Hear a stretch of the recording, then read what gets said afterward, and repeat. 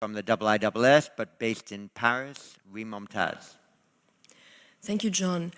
Minister Prabowo, by saying we shouldn't put blame on any side of the war in Ukraine, you basically drew an equivalence between the invader, Russia, and the invaded, Ukraine. So my question to you is, does the non-aligned position in 2023 consist in encouraging aggressors? How could this provide a sustainable and just peace? And is this coherent with everything we've heard since this morning about the importance of upholding rules and order in the Indo-Pacific, and how might does not make right? Thank you. Thank you. To use a proper language and to bring some clarity, saying there is no Ukrainian-Russian conflict, there is Russian invasion of Ukraine, and there are no disputed territories in Ukraine, because Ukraine only has the territory of 1991, which was established and has not changed since then, so this is the only internationally recognized borders of Ukraine. But I think there is a major illusion also that if we have a ceasefire, as it is now, we will have a decrease in atrocities. Actually, I think that it will only bring not to cessation of atrocities, but actually to increase in them, giving Russia a free hand in raping Ukrainian women, in killing civilians, and also in kidnapping Ukrainian children from the occupied territory. To Germany, Johann Wadefuhl. Thank you very much. I would also like to refer to the proposals from Minister Prabowo to solve the conflict in Ukraine. I would like to ask you, Minister, why didn't you address the Russian aggression, that this was the only reason for this conflict, and that if Ukraine stops to defend itself, the sovereignty of Ukraine would be gone, and if Russia stops the war, the conflict would come to an end. And if we follow your proposals to come to a ceasefire, wouldn't this only cement a new frozen conflict in Europe? Thank you. Thank you very much. And simply on your ideas on Russia-Ukraine non-alignment and also the Myanmar issue. Yes, John, thank you. I don't know if I can answer these questions in 3 minutes, but I will try. Several questions insinuated that I'm equating between the invader and the invaded. I think this is an emotional reaction, but what I'm putting forward is conflict resolution.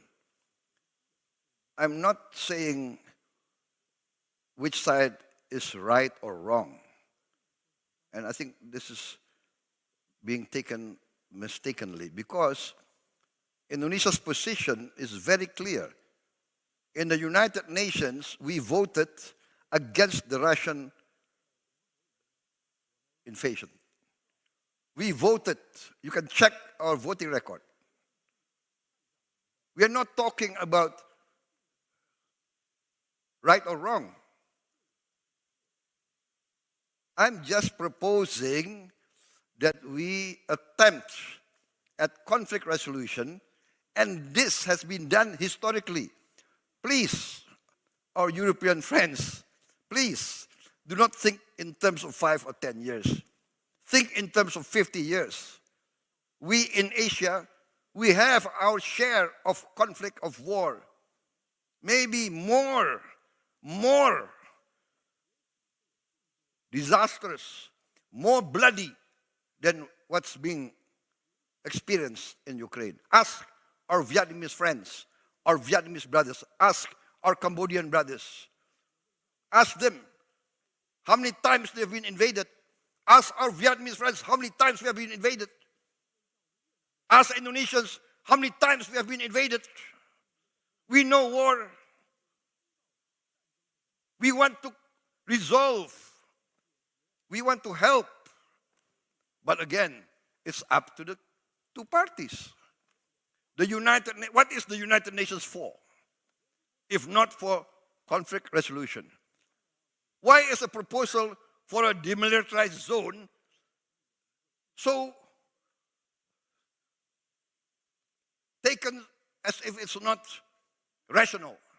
We have a demilitarized zone in Korea. We had a demilitarized zone between North and South Vietnam. We had a demilitarized zone in the Sinai. We have now United States monitoring force in many countries. There are conflicts not only in Europe. There are violations of sovereignty not only in Europe. Ask our brothers in the Middle East. Ask the Africans. Ask the people of the Democratic Republic of Congo. How many countries invaded them? There are United Nations forces in the Congo. So what I'm proposing is how we try to resolve this conflict by respecting the United Nations. That's all. I'm not equating aggression with the aggressors. Please understand, we, in this part of the world, we have been victims of aggression many, many times. I think that's my answer. And for Myanmar, very clear that ASEAN has not accepted the authoritarian and the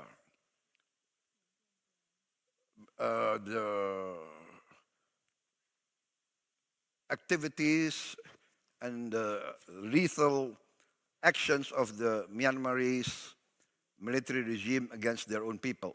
So that is very clear.